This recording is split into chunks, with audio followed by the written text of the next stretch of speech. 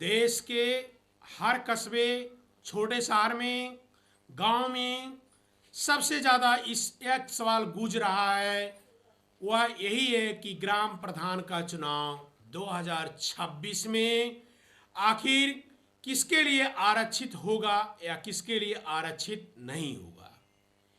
क्या इस बार सीट महिला के लिए रिजर्व होगी या अनुसूचित जाति के लिए रिजर्व होगी या एसटी के लिए या ओबीसी के खाते में आएगी या फिर सामान्य वर्ग को मौका मिलेगा। क्योंकि दोस्तों, ग्राम प्रधान की कुर्सी कोई मामूली कुर्सी नहीं होती है। ये वही कुर्सी है जहां से पूरे गांव का भविष्य तय होता है। सड़कें बनेंगी या नहीं बनेंगी, आवास मिलेगा या नहीं मिलेगा, गरीबों को योजना का लाभ मिलेगा या सिर्फ कागजों में नाम चढ़ेगा। और यही वजह है कि 2026 का महीना धीरे धीरे बीत रहा है, साल बीत रहा है। वैसे वैसे गांव में चर्चाएं तेजी से होती जा रही है। लोग चाय की दुकान में, खेत पर, पंचायत भवन पर या गलियों में, चौराहों पर आसपास बैठ कर के साफ व्हाट्सएप के माध्यम से और एक दूसरे से वार्तालाप कर रहे हैं कि इस बार ग्राम प्रधान की सीट किस जात, किस वर्ग के लिए रिजर्व होने वाली है। दोस्तों, आज के वीडियो में कोई अफवाह नहीं, कोई अंदाजा नहीं, बल्कि पूरा सिस्टम, पूरा नियम, अंदर की सच्चाई बताने वाले हैं, जो अक्सर लोगों को पता ही नहीं होती है। इसीलिए वीडियो को शुरू से अंत तक देखना बहुत ही ज़रूरी है। अगर आप पहली बार वीडियो को देख रहे हैं तो चैनल को सब्सक्राइब जरूर कर लें, क्योंकि यहाँ हम गांव, किसान, मजदूर और आम जनता से जुड़ी वही खबर दिखाते हैं जो असली और सच्चाई होती है, दिखावटी नहीं होती है। दोस्तों, सबसे पहले यह समझना है कि ग्राम प्रधान की सीट किसी के मनमर्जी से नहीं होता है और न ही कोई जिलाधिकारी या न ही कोई नेता बैठ करके तय करता है। इस बार इस गांव में महिला प्रधान होगी या एससी प्रधान होगा, इसके पीछे पूरा संवैधानिक और कानूनी प्रोसेस होता है, जिसे आरक्षण चक्र कहा जाता है। और यही आरक्षण चक्र सबसे ज़्यादा कंफ्यूज पैदा करता है। बहुत से लोग सोचते हैं पिछले चुनाव में पिछड़ी थी तो सामान्य हो जाएगी या एससी भी तो इस बार ओबीसी हो जाएगी, लेकिन सच्चाई इसके ज़्यादा गहरी और तकनीक है। दरअसल सरकार ग्राम पंचायत में आरक्षण घुमावदार सिस्टम के तहत लागू होती है, ताकि हर वर्ग के समय पर मौका मिल सके। और इसी सिस्टम के तहत जनसंख्या, सामाजिक आंकड़े और पिछली पंचायतों का रिकॉर्ड मिलाकर तय किया जाता है कि अगली बार किस गांव में किस वर्ग की सीट जाएगी। दोस्तों, महिला आरक्षण की बात करें तो सबसे बड़ा फैक्टर होता है, क्योंकि आज के समय में पंचायतों में 33% आरक्षण ही नहीं, बल्कि कई कई राज्यों में 50% सीटें भी महिलाओं के लिए आरक्षित की जाती हैं। यानी हर दूसरा गांव महिला प्रधान की संभावना को लेकर के चल रहा है। यह संभव नहीं है हर गांव में महिला सीट आ ही जाएगी, बल्कि महिला आरक्षण एससी महिला, एससी महिला, ओबीसी महिला या सामान्य महिला के रूप में अलग अलग घूमता रहता है। और यहीं पर सबसे बड़ा खेला होता है। बहुत से गांवों में लोग ये देखते हैं कि महिला सीट है या नहीं, किंतु ये नहीं देखते हैं कि किस कैटेगरी की महिला है, और बाद में नामांकन के समय हड़कंप मच जाता है। और ये तो एससी महिला सीट निकल आई या ओबीसी महिला हो गई। एक बहुत ज़रूरी बात मैं आप सभी को बताने जा रहा हूं और इसको ध्यान रखिएगा। ग्राम प्रधान सीट का आरक्षण किसी एक चुनाव को देख करके तय नहीं किया जाता है, बल्कि पिछले कई पंचायत चुनाव का डेटा उठाया जाता है और देखा जाता है कि किस गांव में पिछले 2 या 3 चुनावों में कौन सा वर्ग प्रधान रहा है। अगर किसी गांव में लगातार समान वर्ग का प्रधान रहा है तो संभावना बहुत ज़्यादा बढ़ जाती है कि इस बार वहाँ आरक्षित सीट आए।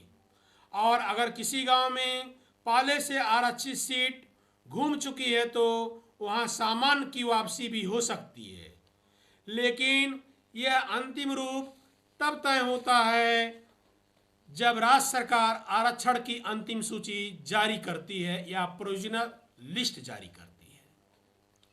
यहीं पर आपसे हमारी छोटी सी अपील है, आप इस वीडियो को किस गांव से, किस जिले से देख रहे हैं, कमेंट में जरूर लिखिएगा।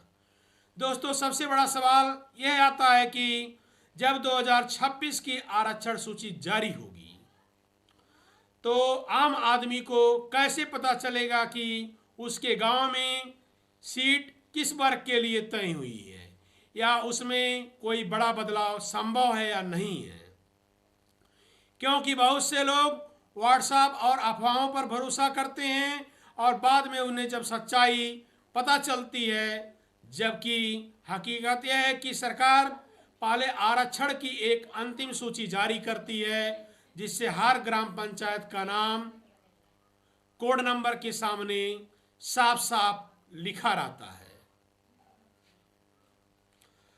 कि सीट सामान्य है, अनुसूचित जाति की है या पिछड़ा वर्ग के लिए है या महिला आरक्षित है। और ये वही लिस्ट होती है जिस पर सबसे ज़्यादा बहस और राजनीति की शिकायतें होती है, क्योंकि इसी सीट के आधार पर गांव के लोग तय करने लगते हैं कि कौन चुनाव लड़ेगा, कौन पीछे हटेगा, कौन आगे बढ़ेगा। लेकिन दोस्तों, बहुत ज़रूरी बात यह है कि प्रोविजनल लिस्ट आखिरी फैसला नहीं होती है, बल्कि इसमें सुधार की पूरी गुंजाइश रहती है और सरकार इसके लिए खुद समय देती है, जिसके लिए आपत्ति अवधि कहा जाता है। लेकिन गांव के लोग सोए रहते हैं, कोई आपत्ति दर्ज नहीं कराते हैं। फाइनल लिस्ट आने के बाद कुछ भी बदला नामुमकिन ही हो जाता है और यहीं पर एक खेल शुरू होता है। यानी ये लोगों को पता नहीं होता है कि आपत्ति कहाँ करना है, कैसे करना है, किस आधार पर करनी है, और इसी का फायदा उठाकर कुछ लोग गलत जानकारी फैलाते हैं कि अब कुछ नहीं होने वाला है, जो होना था वो हो गया, ये सब फिक्स है। जबकि सच्चाई यह है कि जिला पंचायत राज अधिकारी, खंड विकास अधिकारी और संबंधित विभाग के बाकायदा व्यवस्था होती है, जहां गांव का कोई जागरूक नागरिक या संभावित उम्मीदवार नियमों के आधार पर आपत्ति दर्ज करा सकता है। लेकिन इसके लिए जरूरी है आपको नियम पता हो, आपको ये मालूम हो आपके गांव में पिछले चुनाव में कौन प्रधान रहा, किस वर्ग से रहा, जनसंख्या के आंकड़े क्या कहते हैं, आरक्षण चक्र के हिसाब से अगली बार किस जात की बनती है या वर्ग की बनती है। क्योंकि बिना तथ्य व बिना कागज के की गई शिकायत का कोई सुनवाई नहीं की जाती है। यही वजह है कि कई बार सही होते हुए भी गांव की सीट गलत कैटेगरी में चली जाती है और 5 साल तक लोग पछताते रहते हैं। दोस्तों, अब उस बात को हम बताते हैं कि कुछ लोग पूछते हैं कि सरकार क्या जानबूझकर सीट इधर उधर करती है या किसी खास व्यक्ति को फायदा पहुंचाने के लिए आरक्षण में हेरफेर करती है। कागजों में सिस्टम पूरी तरह पारदर्शी दिखता है, नियम भी साफ रहता है, लेकिन जमीनी सच्चाई ये है कि जहां जागरूकता कम होती है, जहां लोग सवाल नहीं पूछते हैं, जहां दस्तावेजों की जांच नहीं होती है, वहां गड़बड़ी की संभावना अपने आप बढ़ जाती है।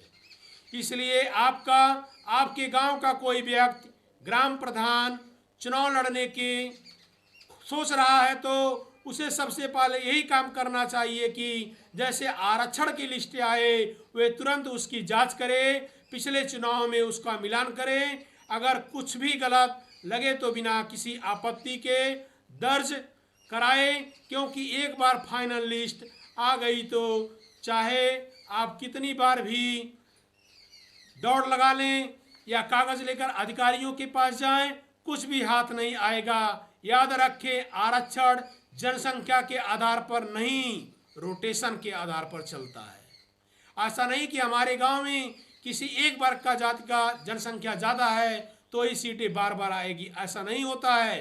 रोटेशन के आधार पर आरक्षण तय होता है ताकि हर वर्ग को समय समय पर मौका मिल सके। और यही सिस्टम कई लोगों को समझ में नहीं आता है और वो इसे साजिश समझ लेते हैं। दोस्तों, 2026 ग्राम प्रधान चुनाव इसलिए बेहद खास माना जा रहा है कि इस बार पंचायतों में महिला की भागीदारी पहले से कहीं ज़्यादा मजबूत होने वाली है और कई गांव ऐसे भी होंगे जहां महिला प्रधान को देखने को मिलेगी। समय रहते हुए सीट की सच्चाई समझ ली और आज के नियम जान लिए और सही व्यक्ति को आगे बढ़ाया तो आप अपने गांव का भविष्य बदल सकते हैं। दोस्तों, तब तक के लिए धन्यवाद।